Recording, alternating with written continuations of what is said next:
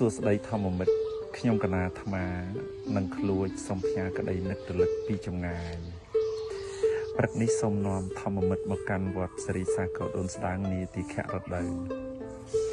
ស្លឹកឈើរាប់ម៉ឺនសែនលានសន្លឹកបានជ្រុះចាក់មេឃមកក្រាលលើផែនផុសភា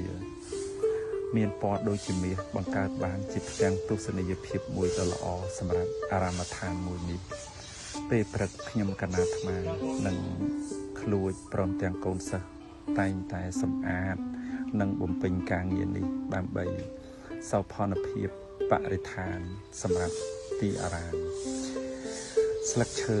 យើងមិនគួរយកវាទៅដុតទេ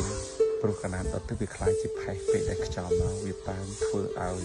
អាប់អួរដល់បរិយាកាសកន្លែងរស់នៅនិងខាតបង់ជីធម្មជាតិផងដែរយើងអាចយកស្លឹកឈើនេះទៅទុកដាក់កន្លែងដែលមានសុវត្ថិភាពល្អ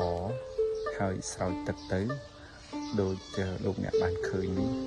ខ្ញុំកណាអាត្មានិងកូនសិស្សព្រមទាំងអាឃ្លួចនេះវាតែងតែជួយការងារបរិស្ថានពិសេសគឺសម្រាមស្លឹកឈើដែលជាសម្រាមធម្មជាតិនេះយកទៅកែច្នៃធ្វើជាជីកំប៉ុស្តដើម្បីដាំដល់ដំណាំផ្សេង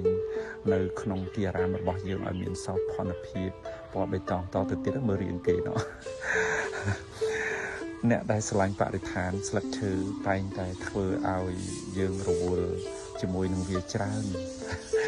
សូមអរគុណធម្មមិត្តដែលបានទស្សនាវីដេអូខ្លីនេះហើយក៏សូមអរគុណឃ្លួចដែលបានជួយការងារនេះជារៀងរាល់ថ្ងៃសង្ឃឹមថាលោកអ្នកនឹងធ្វើការងារនេះបាន